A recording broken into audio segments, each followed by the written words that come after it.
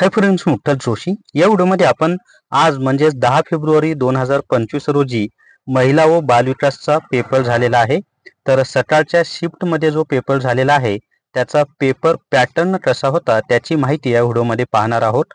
आणि तुम्हाला सर्वांना विनंती आहे की तुमचा पेपर झाल्यानंतर मला 88 06 06 86 18 हा जो माझा व्हॉट्सअपचा नंबर आहे याच्यावर तुम्हाला आलेले प्रश्न पाठवा किंवा पेपरचा पॅटर्न तुम्ही पाठवा ही तुम्हाला विनंती आहे।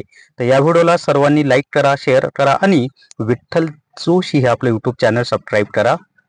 जर तुम्हाला महिला व बालविकास विभागाचं ई बुक घ्यायचं असेल तर प्ले स्टोरवरून विठ्ठल जोशी ॲप डाउनलोड करा आणि महिला व बालविकास विभाग ई बुक विकत घ्या। याच्यामध्ये आजचा सकाळचा जो पॅटर्न होता ते सर्व टॉपिक या ई बुकमध्ये दिलेले आहेत। तर या ठिकाणी पहा, महिला व बालविकास पेपर 10 फेब्रुवारी 2025 फर्स्ट शिफ्ट। सुरुवातीला आपण मराठी व्याकरणामध्ये कोणकोणत्या टॉपिकवर प्रश्न आले होते ती माहिती पाहूयात। तर मराठी व्याकरणामध्ये उभयनवी अव्ययावर प्रश्न आले, त्याच्यानंतर वाक्यांचे प्रकारवर प्रश्न आला। उभयनवी अव्ययामध्ये समुच्चय बोधक उभयनवी अव्ययावर प्रश्न आला पहा। त्याच्यानंतर प्रयोगवर प्रश्न आलेला आहे, समानार्थी शब्द, त्यानंतर विरुद्धार्थी शब्द, शब्दांच्या जाती। आता शब्दांच्या जातीमध्ये एकूण 8 प्रकार येतात। त्याच्यामध्ये नाम, सर्वनाम, विशेषण, क्रियापद, क्रियाविशेषण अव्यये, शब्दयोगी अव्यये, उभयनवी अव्यय आणि केवळ प्रयोगी अव्यये। त्याच्यामध्ये उभयनवी अव्यय मी तुम्हाला सांगितलेलं आहे, समुच्चय बोधकवर प्रश्न आलेला होता म्हणून। आता आपण इंग्लिश ग्रामरमध्ये कोणकोणत्या टॉपिकवर प्रश्न आले होते ते पहा।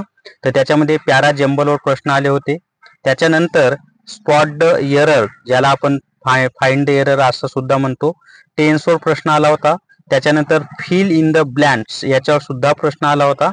त्यानंतर सिनोनिम्स, अँटोनिम्स याच्यावर प्रश्न आले होते, प्रोव्हर्बवर प्रश्न आलेले होते, त्यानंतर ईडीएमवर आले होते आणि पॅराग्राफ सुद्धा आला होता। आता एक लक्षात ठेवा की मराठी व्याकरणामध्ये उतारा आला नव्हता पण इंग्लिश ग्रामरमध्ये आला होता। जी काही माहिती मिळाली ती मी तुम्हाला सांगत आहे। याच्यामध्ये अजून काही तुम्हाला ॲडिशन करायचं असेल तर तुम्ही व्हिडिओच्या खाली कमेंट करू शकता किंवा मी तुम्हाला व्हॉट्सअपचा नंबर दिलाय त्याच्यावर सुद्धा मला मेसेज पाठवू शकता। आता जीके आणि गणित बुद्धी म्हणजे बौद्धिक चाचणीचं सुद्धा आपण माहिती घेऊया। तर बुद्धिमत्ता चाचणीमध्ये 2 टॉपिकचीच माहिती मिळाली, एक आहे अक्षरमाला आणि संख्यामाला। आणि एक लक्षात ठेवा की बौद्धिक चाचणीमध्ये त्यांनी गणित अजिबात विचारलं नाही, फक्त बुद्धिमत्ता चाचणीच विचारलं।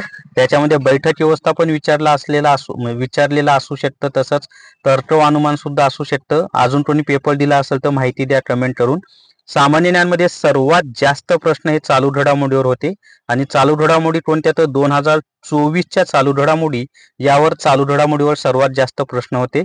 त्याच्यामध्ये व्यक्तीच्या निधनावर सुद्धा प्रश्न आला होता।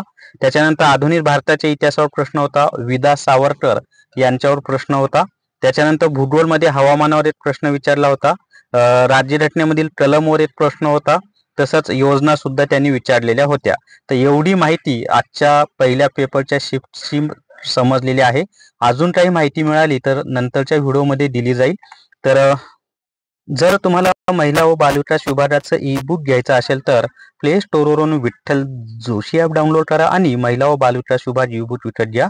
तर या व्हिडिओमध्ये एवढीच माहिती। या व्हिडिओला सर्वांनी लाईक करा, शेअर करा आणि विठ्ठल जोशी हे आपलं यूट्यूब चॅनल सबस्क्राईब करा। Thank you very much.